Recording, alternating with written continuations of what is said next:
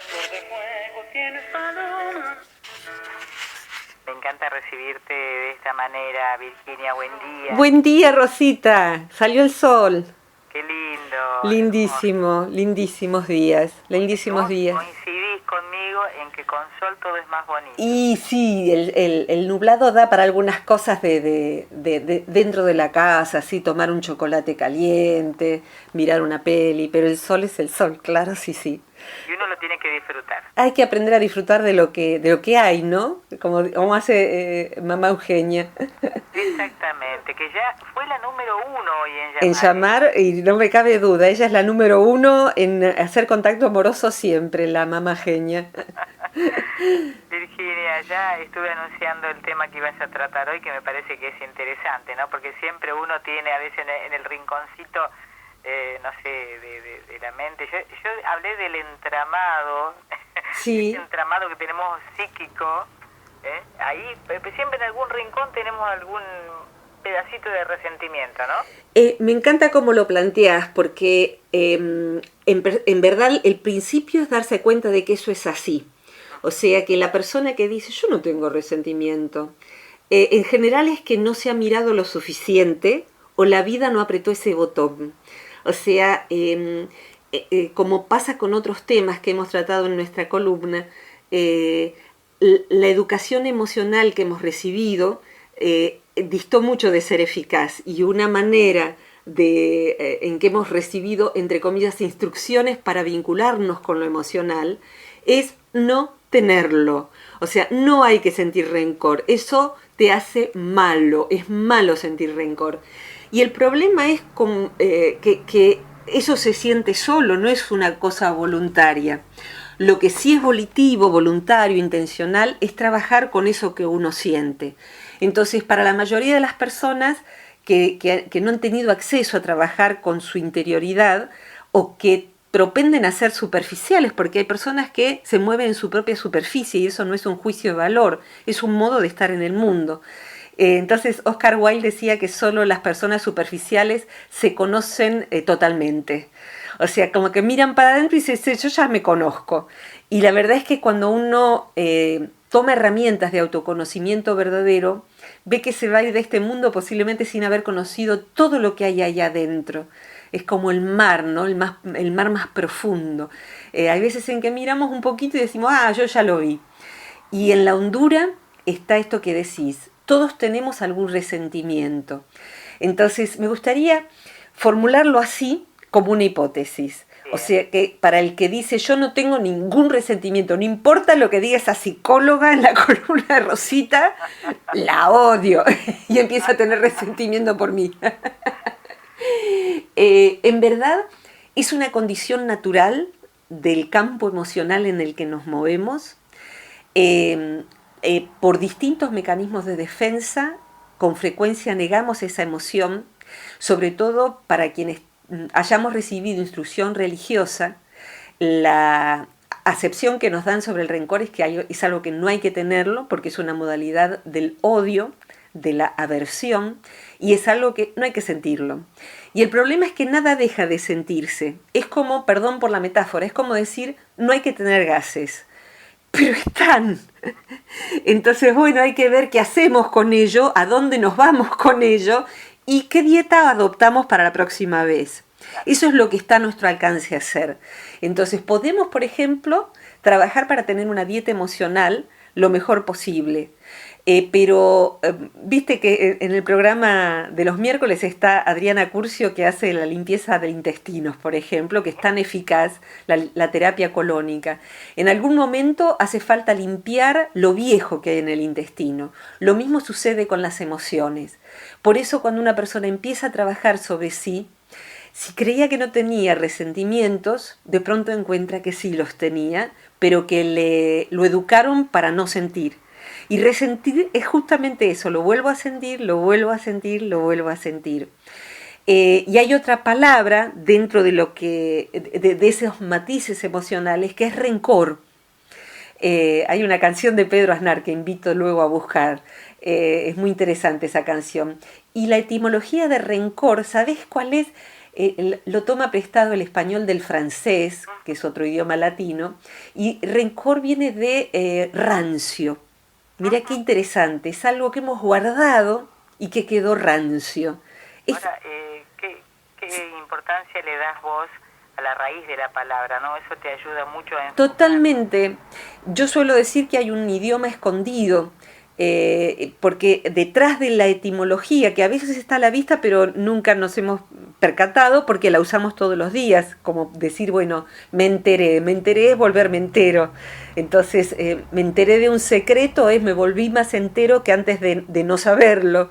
Entonces, y en este caso, fíjate qué interesante que la raíz sea rancio, o sea, es un algo que aconteció, que me lastimó, que me dio enojo, que me ofendió, y que lo guardé. Y como lo guardé, desde ahí se ha puesto rancio. ¿Y qué hacemos si en la heladera, en la alacena, algo se nos ha puesto rancio adentro de un recipiente, inclusive que ha quedado con olor a rancio? Lo que hace falta es, por supuesto, sacarlo, lavar, limpiar. Eso es lo que hace una terapia.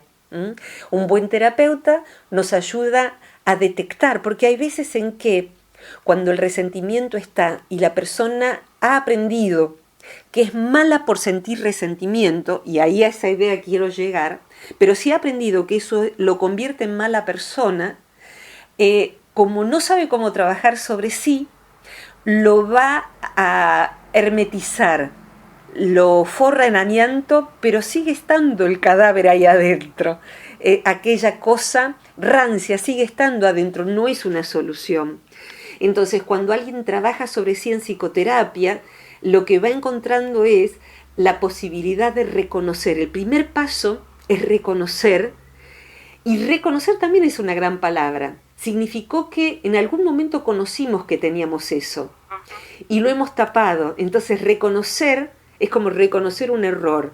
Nos dimos cuenta de que estábamos cometiéndolo, lo hemos guardado y ahora lo tengo que reconocer y decir, sí, cometí un error, sí, en el fondo de mí tengo este resentimiento.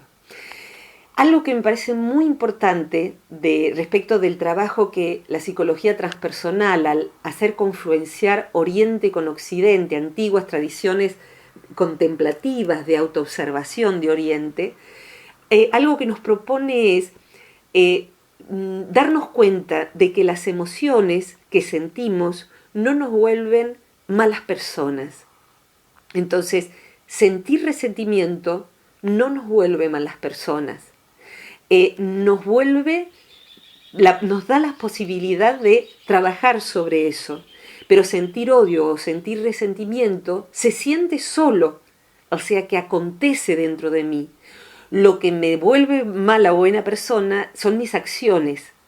Y es cuanto yo cultive que se agrande eso que siento.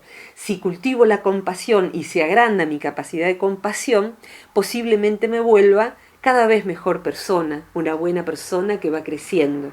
Y si voy cultivando el resentimiento, entonces me vuelvo terrorista, voy dañando, voy escupiendo la sopa que los demás toman, para que al otro también se le vuelva amarga. Ahí es donde el resentimiento hace que ese hedor interno contamine la vida de los demás y la propia. Entonces, tener resentimiento no me vuelve mala persona. Lo que me vuelve mala o buena persona, si hablamos en términos éticos, es lo que yo haga con eso. Si yo siento resentimiento, pero lo que hago con eso es trabajar para superarlo, eso me va volviendo, o va volviendo esa persona como con cierta grandeza, con cierta grandeza. Hay películas en donde se describen casos reales de resentimientos colectivos, en donde, por ejemplo, en el apartheid, o hay una película en donde se ve la guerrilla en Irlanda, y hay una película que se llama 5 minutos de gloria, en otros lugares traducida como 5 minutos de fama, donde con Liam Neeson como uno de los dos protagonistas. Es un antiguo terrorista irlandés que en la temprana juventud hizo estallar una bomba y mató al hermano de otra persona de su propia zona. Pasados 30 años, la televisión los reúne para que puedan superar los resentimientos y para que el matador le pida perdón al hermano de quien murió. Solo que el hermano de quien murió tiene el plan secreto de en ese momento matarlo. O sea que ha cultivado, con razones muy claras, un largo resentimiento. Durante mucho tiempo. El problema es, o la cuestión es, ¿qué le pasa a esa persona cuando el matador lo mira a los ojos y le dice, fui un ignorante, perdón, realmente, perdón, nunca voy a terminar de pedir perdón? ¿Qué le pasa a la persona que tiene la suerte, porque no todos hemos tenido la suerte de que nos pidan perdón por aquello que nos ha hecho sentir resentimiento?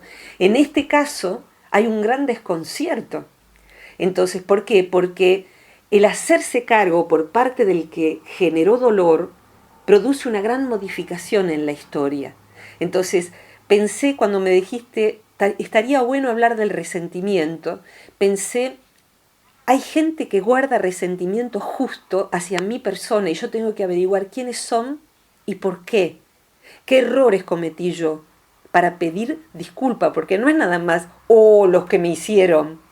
Porque lo primero que dije es sí, porque la gente que nos ha matado, queridos, o nos ha ofendido, nos ha hecho doler. Y después pensé, ¿y yo? ¿Quién guardará resentimiento por mí? Y yo no lo sé, porque inclusive pueden haber sido actos que no fueron intencionales. Entonces es una gran pregunta. ¿Y yo genero resentimiento? ¿Lo he generado? Y los que sienten resentimiento por mí y yo no sé por qué, ¿puedo tener la gallardía de averiguar por qué esa persona dejó de saludarme, de visitarme, de hablarme? Es un tema inmenso. Entonces, parte de la reparación del resentimiento, si tenemos suerte o si somos nosotros los heridores, es el reconocimiento por parte del heridor. Entonces, y en ese caso, el trabajo del que está resentido es tomar ese pedido de perdón si es legítimo y poder gestionar el perdón, que como hemos visto en alguna otra columna, no necesariamente es en el momento en que lo decidimos, sino decir, bueno, voy a intentar hacer el proceso hasta llegar a perdonarte. Te hago una pregunta. Por favor. Virginia, porque vos recién mencionabas eso de herir a alguien no intencionalmente o sin intención. Pero, ¿cómo hace una persona para darse cuenta que puede llegar a irritar a otra? Dejaría, o sea, en este caso plantees el siguiente: uno dejaría de ser auténtico en todo caso, me parece, si vos tratás de condicionarte de acuerdo a lo que los demás están esperando de vos, porque hay actitudes de muchas personas que a lo mejor a otras les molesta y no son capaces de afrontarlo y decirle, mira, la verdad que esta actitud tuya no me gusta. Lo dejan pasar. Claro. Quieren dejarla pasar. Claro. Guardan después un resentimiento. Exactamente. Ayer hablábamos con una amiga de esto y en verdad, mira, usaste una palabra muy interesante, ¿no? Hay veces cuando uno empieza a autoobservarse, porque la autoobservación es la que genera el cambio radical. Una persona que es ácida, por ejemplo, y que hace comentarios inapropiados que generan resentimiento. La otra vez veía una película donde la protagonista está ofendida con su madre y no la deja visitarla, no la deja ver a la nieta. Y hay un proceso en esa mujer, en la protagonista, que hace que esa mujer decida invitar a la madre al cumpleaños de la nena. Y uno ve la madre que es un amor y uno dice, ¿por qué se enojó tanto? Y después cuando la madre se sienta en la mesa, dice cosas tan desacertadas y las dice como si nada. Entonces dice delante, por ejemplo, de las visitas, dejaste de beber tanto alcohol, ¿no? ¿Te acordás aquel cumpleaños de tu hija en donde bebiste de más y terminaste vomitando en la alfombra del living? Pero me da la impresión de que ya no bebes tanto, ¿verdad? Ese tipo de cosas. Y la persona no se da cuenta de que está dañando, que es inoportuno, que es humillante. Entonces, ay, pero no te pongas así. ¿Qué dije? ¿Pero por qué te pones así? O sea que el heridor termina ofendiéndose. El heridor puede terminar ofendiéndose porque no se autoobserva y no se hace cargo de que está siendo heridor. Se siente víctima y está siendo victimario en realidad. Es bien complejo el tema. Entonces, autoobservarse es lo que hace toda la diferencia.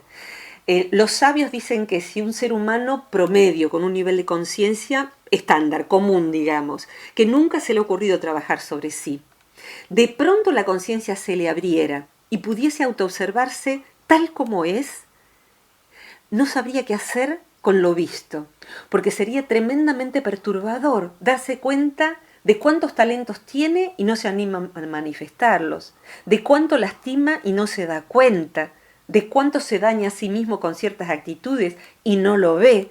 Entonces, por eso quizás cuando trabajamos sobre nosotros mismos, los despertares son de a poquito. Entonces me observo y digo, mirá lo que yo hago en una reunión familiar.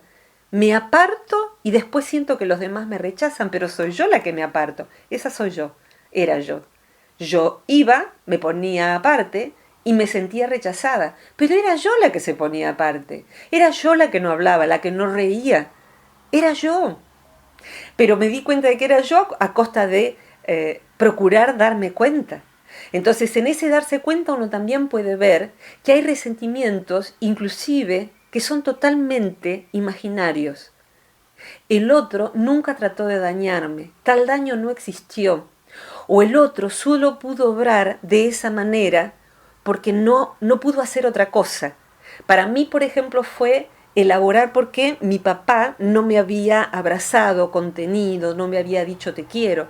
Pero estoy hablando de un hombre nacido en 1929, en un país donde se crió sin padre. O sea, cuando uno ya comprende ese proceso de perdón, es perdonar algo que fue sin intención, el otro no pudo hacer otra cosa.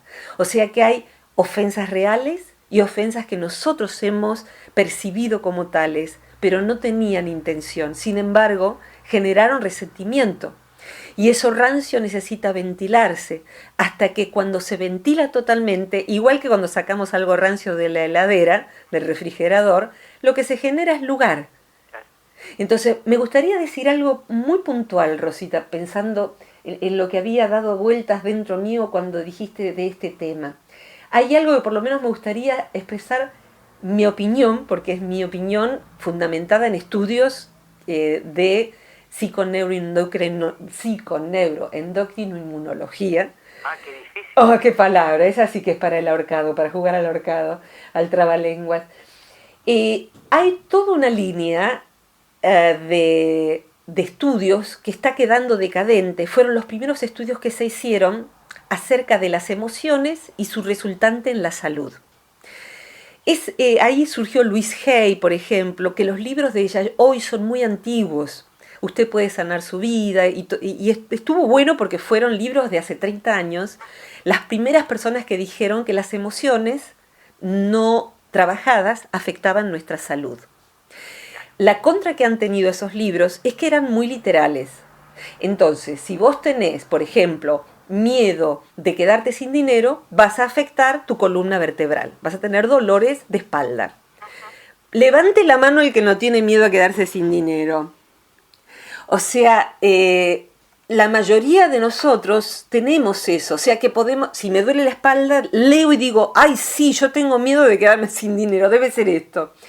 Entonces es muy general y es muy sonso hoy en día a la vista de lo que la ciencia ha ido demostrando. Y en relación al resentimiento, hay un daño que se fue generando, un daño cultural que esos libros fueron generando, que es la idea de que las personas que tienen cáncer, hay un resentimiento. Vos tenés que trabajar el resentimiento con tu mamá. Yo te lo dije que si no hacías terapia te podía pasar algo muy malo. ¿Viste? Ahora tenés cáncer y vas a tener que trabajarlo no trabajado. Y esa palabra se vuelve odiosa, porque la verdad es que yo no conozco, y he trabajado con muchos seres humanos, no conocí a ninguno de verdad que no haya tenido resentimiento. Entonces, en causación inversa tendríamos que decir que todas las personas que yo conocí, por lo menos, tendrían que haber tenido cáncer. Entonces, hay un libro muy interesante que se llama Gracia y Coraje, de Ken Wilber y su esposa, Treya Wilber, en donde ella, que tuvo cáncer en una época donde el cáncer era igual a muerte casi segura, hoy ha cambiado ese tiempo y muchas personas superan el cáncer y siguen muy sanitas el resto de su vida y mueren de otra cosa. En aquel momento Treya, que tiene un cáncer muy, muy agresivo, hace todos los tratamientos que la época permitía y se enfrenta, ella que había estudiado psicología y espiritualidad, se enfrenta ante esos autores y gente estudiosa que la señalaba con el dedo diciéndole esto: ah, cáncer de mama y problemas con tu madre que no has resuelto lo suficiente, y el resentimiento hay que trabajarlo porque si no te pueden pasar estas cosas. Y en ese caso, con frecuencia inclusive, la persona que lo dice se siente muy superada porque ya trabajó su resentimiento. Y bueno, el resentimiento es capa tras capa y la vida después nos muestra que había una capa que no hemos revisado. Lo que quiero decir concretamente es, cáncer igual resentimiento, mentira, no es así. No es así, es muy cruel, lo que ella decía, esta autora decía, es muy cruel que encima de que una persona tiene que lidiar con un cáncer, señalarla porque no ha trabajado lo suficientemente sus emociones. Hoy podríamos decir, estamos todos fumigados con agrotóxicos, todos estamos atravesados por ondas que no tendrían que atravesar un cuerpo humano, todos estamos con muchísima contaminación alimentaria, o sea que hay tantas razones para desarrollar un cáncer. La generación emocional. ¡Puf! Hay causación emocional, pero no es increpable. En todo caso, cuando aparece un cáncer o cualquier otra enfermedad, hoy lo que decimos es multicausal, o sea, hay una pluricausalidad. Hay muchas causas genéticas, alimentarias, psicológicas. Sí, las emociones son una entre una larga lista. Y en esas emociones no cabe responsabilidad la mayor parte de las veces. Sí podríamos decir la responsabilidad emocional cuando es tal, cuando hemos descubierto que hay una emoción y no trabajamos en absoluto sino para agrandarla, como decíamos hace un rato. O sea, el villano de la película en las novelas, Maite Sumelsu, que se ganó el Martín Fierro por ser una villana este año. Con Maite estuvimos haciendo una pequeña película que vos sabés el año pasado, que se filmó una partecita en casa, y ella contaba lo que le divierte ser la villana y cuánto ha tenido que estudiar, qué siente una villana, una mala. Y le sale bárbaro, pero ella es una extraordinaria persona. En tiempos de nuestra infancia, Rosita, los que hacían de villanos en las películas, en las primeras películas y las primeras novelas, radioteatro y teleteatro, si andaban por el interior haciendo teatro, la gente les tiraba cosas y los odiaba porque no lograban discernir entre el papel que representaban y el actor o la actriz. Entonces, bueno, la villana de la película, o el villano, ¿quién es? Alguien que es malo y le gusta hacerlo. Entonces, bueno, podríamos decir que somos responsables a partir que hemos detectado que determinada emoción se produce en nosotros y no hacemos nada para ser menos agresivos o menos sarcásticos o menos dramáticos. En el eneagrama, por ejemplo, aprendemos que en nuestro tipo humano, como hemos hablado alguna vez, predominan ciertas emociones que se van a disparar con más facilidad que ciertas otras. Y nuestro trabajo es hacer que esas emociones se vuelvan más domesticadas, porque vamos a tener o una agresividad que tienda a descontrolarse, o envidia que tenga a salirse de cauce, pero tenemos que partir de saber que todas las emociones humanas están dentro nuestro latentes. Pero se pueden, de acuerdo a lo que vos decís, se pueden trabajar. Se pueden trabajar, y el resentimiento es una de ellas. ¿Y cómo se trabaja? Por lo menos en mi propia experiencia, tengo que decir esto.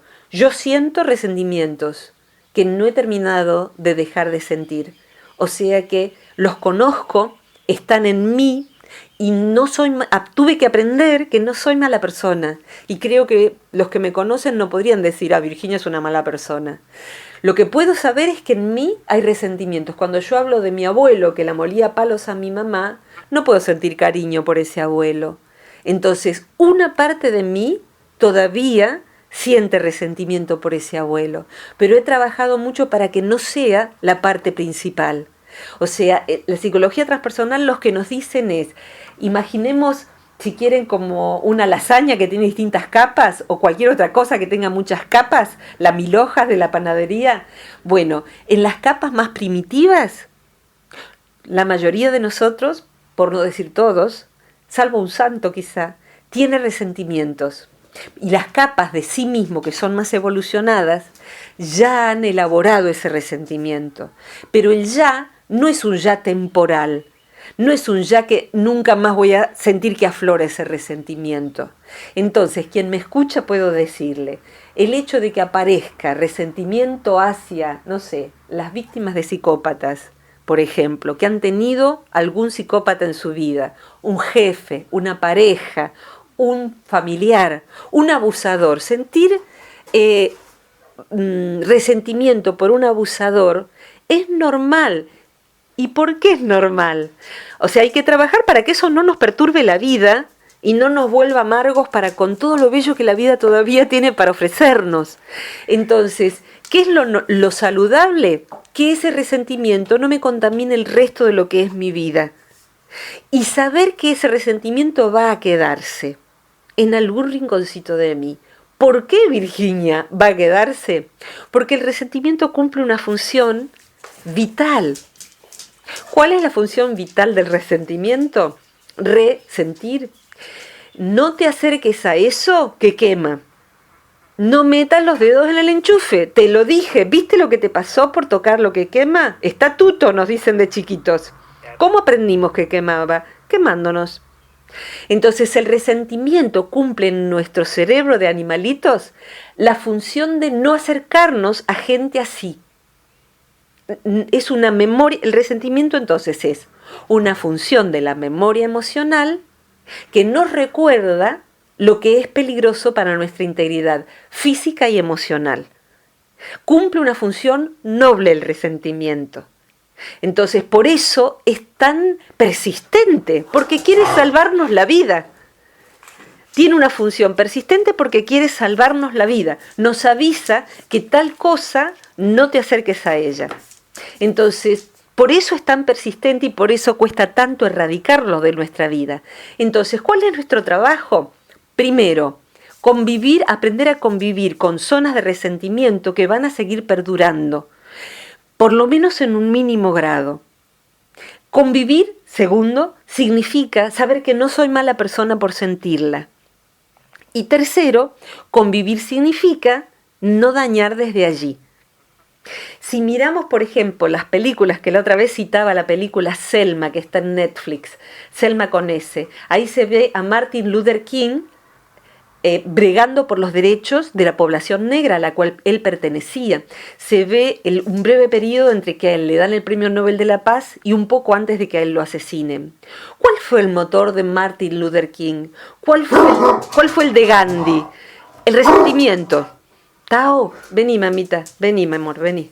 El resentimiento fue el motor de los grandes pacifistas, el resentimiento por todo el dolor producido. ¿Cuál es el motor de la no violencia? El resentimiento. Es el primer motor, pero hay que trabajar para no dañar desde ese resentimiento. El gran trabajo de esos grandes fue convertir el resentimiento en un motor de paz. Y lo mismo sucede en nuestra vida personal. El dolor percibido sabe que eso que me produjo esa persona es algo que me vuelva mejor persona a mí. ¿Sí? En este momento, por ejemplo, Tao, ¿por qué ladraba? Porque tengo en mi casa a mi amigo Gabrielito, que es un niño muy querido, y Tao está viendo que Gabrielito está jugando con mi perra Dana. Y lo ve jugar, entonces está sintiendo celos, envidia, y si le dura un poco más se va a convertir en resentimiento. Si lo dejara salir ahora, cosa que he decidido no hacer, posiblemente iría detrás de Dana o de Gabriel a detener el juego. Entonces ladra porque dice, no estoy invitado a eso. Hemos sentido eso de niños muchísimas veces. Él es un animalito y yo también. Mi posibilidad es domesticarlo a él, no dejarlo salir para que no dañe. Entonces, es lo mismo si me sucediera en cualquier situación. Soy pasible, yo Virginia Gowell, soy pasible de que salga en mí el resentimiento. Pero mi trabajo es domesticarlo para que con mi resentimiento yo no dañe a nadie, sino convertirlo en motor. A mí, por ejemplo, la gente que maltrata a los animales me produce mucho enojo, y esa persona que denigra al animal, a mí me genera mucha bronca y mucho resentimiento. No quiero esa gente, por más que tenga un montón de otras virtudes. Entonces, procuro convertir eso en motor para poder hacer cosas para que esa persona se dé cuenta de que daña, de que está equivocada. Entonces, lo que hago es no necesariamente centrarme en esa persona, sino, por ejemplo, tengo un sitio de Facebook que se llama Animal Humano para concientizar a la gente sobre la sensibilidad de los animales y la necesidad de tratarlos bien. Entonces, mi foco no es esa persona en particular, es toda persona que desde la ignorancia maltrate a los animales. ¿Sí? Entonces, diría una cosita más y te pediría ayuda, Ro. Sí, cómo no. En el budismo, en la espiritualidad budista, laica, yo no soy budista ni de ninguna otra religión, en relación al que nos ha dañado, alguna vez lo he comentado en otra columna, el trabajo es llegar a poder desearle que sea feliz aquel que me dañó. Y uno diría, ¿por qué? Que reviente, que las pague. Eso es lo que sentimos desde el resentimiento. ¿Y qué significaría desear que sea feliz? Mira qué interesante que es. Desear que sea feliz, el camino completo sería desear que aquel que me dañó, que mi enemigo, mi antagonista, mi heridor, se dé cuenta de su ignorancia. O sea, el budismo lo que hace, invita es a que deseemos que el heridor despierte de su ignorancia. Y el camino completo sería, la felicidad verdadera es una felicidad que ha requerido que me despierte de mi ignorancia y me arrepienta del mal cometido. Entonces, si le deseo felicidad a mi heridor, le estoy deseando que salga de su ignorancia y no hiera nunca más a nadie, se arrepiente. Todo ese camino primero. Todo ese camino. El resultado final es la felicidad, pero la felicidad verdadera es la felicidad de haber cultivado la virtud. Y una de las virtudes es esta virtud de salir de la ignorancia y, en todo caso, o pedir perdón, o a veces aquel a que hemos dañado ya no está a nuestro alcance. Entonces trabajamos para poder, no me gusta la palabra pagar, pero de algún modo sería eso, pagar el monto del daño cometido. La fianza sería en la ley verdadera, que no es la que tenemos en general, la fianza es un monto en moneda equivalente al daño cometido. Y hoy en día está esto de la probation, ¿no? De brindar un servicio equivalente al daño cometido. Entonces todo ese camino es hacia aquel que nos ha herido, ¿no? Desearle felicidad es desear eso. Pero me gustaría dejar muy clara la idea de que el rencor, el resentimiento es algo que primero debe reconocerse. Todos lo tenemos, mirar debajo de la alfombra, porque está ahí, y ver cómo trabajamos sobre él, porque eso no nos vuelve malas personas, nos puede volver personas de bien, que abrace una causa y que haga algo con eso. Voy a dar por favor, un pequeño ejemplo. A ver, anecdótico. Quizás. Me encantará. Lo estoy asociando con esto que estamos hablando, que vos mencionaste de limpiar, ¿no es cierto?, nuestro interior para dejar más espacio, ¿no es cierto? Sí. Es como que uno tiene que determinar, de acuerdo quizás a un hecho casual, revisar debajo, como dijiste recién, de las alfombras, debajo de los muebles, y uno se encuentra cuando hace eso con cuánta basura había debajo de X muebles de nuestra casa, ¿no es cierto? Porque estamos buscando algo, suponemos. Sí, claro, tal cual. Me acaba de pasar, sí, debajo de la cama. Exactamente. A mí me pasó lo mismo ayer buscando una cosita que perdí. ¿Viste? Muy chiquitita. Entonces empecé a revisar todos los muebles. Exactamente. Dije, ¿cuánta ¿Viste? Cuánta tierra. ¿Cómo se nota que uno no se da tiempos para empezar a limpiar tal cual. todos esos espacios? Es que, ¿sabés que es muy raro que un paciente haga terapia porque siente resentimiento? En realidad va a hacer terapia porque no se siente feliz, no consigue pareja o se está separando. Y ese motivo hace que mire debajo de la cama y diga, ¡wow! Mira lo que había acá, un elefante marino debajo de mi cama. Entonces, y el segundo trabajo, nosotros hemos sido educados en nuestra cultura para sentir culpa respecto de esas emociones, sobre todo las emociones vinculadas a la bronca, al odio. Nos han enseñado que hay que sentir culpa de sentir eso, es una emoción secundaria que se nos ha inculcado. Pero en verdad, la culpa per se no sirve para nada. Es una emoción inicial para decir, ups, mirá lo mugroso que está acá, vamos a limpiar. A mí lo que me pasa hoy, Rob, por ahí porque ya estoy volviéndome grande, es cuando veo que aparece un resentimiento, me fui autoeducando para verlo. Y lo que me acaba de pasar recién, por ejemplo, veo que Tao se siente ofendido porque él lo quiere a Gabriel para sí mismo, lo adora a Gabriel. Entonces, le molesta mucho eso. Yo, ¿me puedo sentir que lo odio a Tao por experimentar eso que siente? Es claro que él siente en ese momento todo, envidia, celos, un conjunto de emociones que estamos educados para sentirnos una basura por sentirlas. La buena persona, si siente todas esas emociones de villano, siente que es una basura. Yo si siento que mi perro es una basura por sentir eso, estoy muy equivocada, porque es un animalito, siente lo que siente. Cuando yo me miro a mí sintiendo eso, procuro encontrar esa parte de mí donde siento lo mismo que acabo de sentir por mi perro. Es decirle, Tao, lo hubiera hecho lo mismo si no estuviera al aire. Tao, no, vení tranquilo. Y lo que ha hecho Tao ahora es, vino a la cama, se acostó y ha aceptado que en este momento es hora de que Gabriel juegue con Dana. Es muy claro que acaba de aceptar eso. Entonces, él mismo le di la oportunidad de que domestique su bronca y su fastidio y se quede acá tranquilo al lado mío, que me tiene a mí en este momento.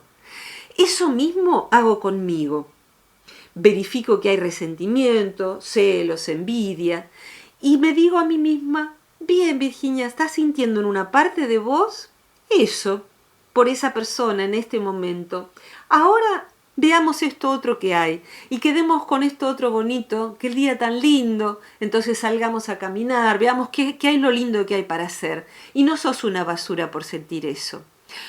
Poder llegar a hacer esto, que este movimiento interno, no es narcisismo, es el trabajo que necesitamos hacer. Mira, el otro día escuchaba a un especialista en genética y decía que hay dos emociones que el animal humano siente que los demás humanos no sienten. El único animal que se desprecia a sí mismo es el animal humano. No hay ningún tipo de animal que se odie a sí mismo. Los demás animales están programados para estar contentos con ser quienes son. Nosotros, como animales humanos, detestamos ciertas emociones. Entonces necesitamos trabajar para que el paso siguiente sea aceptar esas emociones sin autoodiarnos. Y es un trabajo muy arduo, pero totalmente necesario. Y aparte es como revelador lo que acabas de decir, porque quizás uno no lo haya tenido en cuenta. Porque y sí, en muchas ocasiones muchas personas, sin ser, digamos, esclavos de nadie, se autoflagelan porque se odian. Exactamente. Y no le hacemos bien a nadie con ese autoflagelamiento. En verdad, digamos que aún en la tradición cristiana, donde hay, cuando se la entiende mal, un culto del sufrimiento, de volvernos culposos y sufrientes, no es eso lo que se nos enseñó. Se nos enseñó, el fondo del cristianismo es ama a tu prójimo como a ti mismo. Y si yo me odio, prójimo, ¿cuánto bien puede hacer una persona que se detesta a sí misma? Ninguno. En ese odio a sí misma, o sea, la práctica verdadera del cristianismo, en mi interioridad, cuando pienso en el cristianismo, en el mejor cristianismo, pienso en San Francisco de Asís. Y San Francisco, que muere muy joven y hecho pelota técnicamente, muere ciego, con el cuerpo destruido, porque no cuidó a su cuerpo. Cuando llega la hermana muerte, como le llamó él le pide, el último acto de San Francisco es pedirle perdón al hermano cuerpo y darse cuenta con qué saña lo trató, a qué hostilidades del invierno lo expuso, de la mala alimentación, del ayuno, de qué manera autoflageló al cuerpo. Y eso no es compasión, no estuvo bien, no es, diría así, en mi criterio, reuniendo estos conocimientos, es éticamente incorrecto odiarse a sí mismo. Odiar nunca puede ser ético, ni cristiano, ni budista, ni nada. Y odiarse a sí mismo está bastante lejos de ser una virtud. Entonces, el resentimiento, sentir resentimiento por nosotros mismos, puesto que sentimos resentimiento por otros, no hace sino prolongar el mal. Ahora, además de resentimiento, siento resentimiento contra Virginia, porque Virginia siente resentimiento contra su abuelo. ¿Dónde está la solución al problema? Ninguna. ¿Odiarme a mí mismo por tener resentimiento? Sin duda que no es la solución.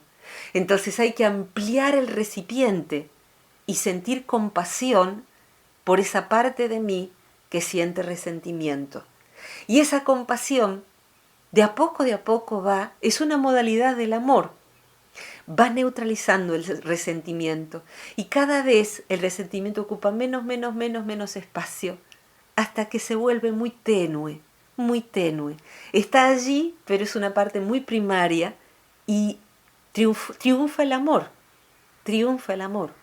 Entonces, eso, ¿no? Me pareció muy importante dejar en claro esto y que si alguien alguna vez tuvo que padecer el juicio de alguien que entendió así a la ligera que una enfermedad grave es por tener tal o cual emoción y sentirse una basura por tenerla, yo en lo personal no permito que nadie interprete mis males ni mis bienes. Ni mis males ni mis bienes. Cuando me accidenté, corriendo algunos vinieron a interpretar por qué me había accidentado, sin que yo pidiera esa interpretación. Aún la psicología más primaria dice que una interpretación fuera de contexto es una agresión. Entonces andar diciéndole al otro que tiene un cáncer o lo que sea, porque tiene un resentimiento no trabajado, cuidado, porque puede ser una manera muy sofisticada de agresión y de total invasividad. Interpretar al otro porque hemos leído algún librito o porque tenemos un título. No tenemos licencia para andar interpretándole a la gente. Y hay veces en que lo hacemos en el ámbito del consultorio.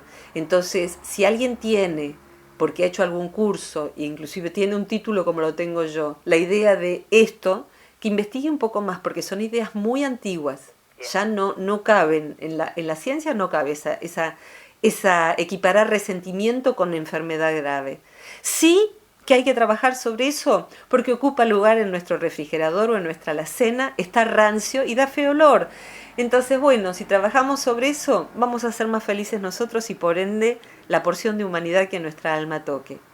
Bien, Virginia, la verdad que ha sido una lección tremenda la de hoy, pero para el cierre me gustaría que nos recordaras este curso que estás dando virtual. Con gusto. Persona interesada. Con gusto, porque empezó anteayer, el curso de autocuidado consciente, que es gratuito y se da 2 veces al año.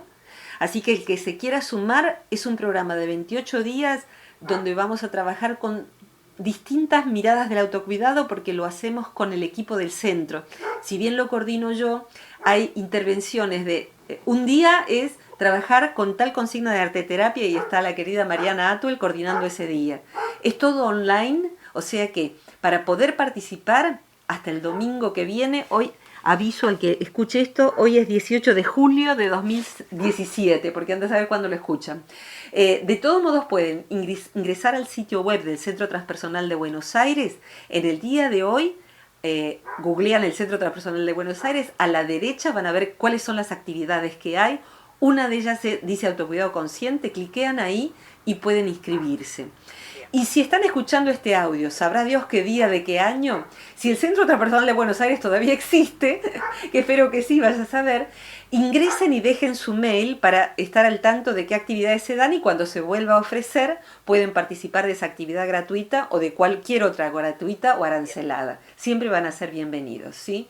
Bueno, Virginia, dale un gran cariño para la gente que te visita, Gabrielito, y su mami Mariana, por supuesto que sí, les voy a decir. Un abrazo muy grande para vos y para todos los que escuchan esta columna. Bueno, y para toda la gente que nos escucha desde otros puntos, como Romina, a quien le quiero agradecer esta atención que ha tenido para con nosotros, estos alfajores tan ricos.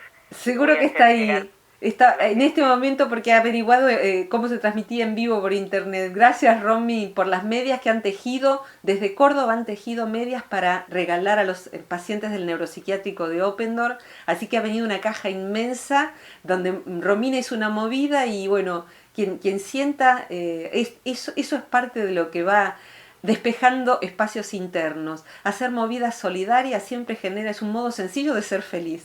Así que bueno, muchas gracias, Romy. Bueno, gracias a vos también. Cariños, Rosita, te quiero. Un beso grande para ti y para todos los escuchantes. Que tengas Hasta la muy buena próxima. semana. Muchas gracias, igualmente. A vos.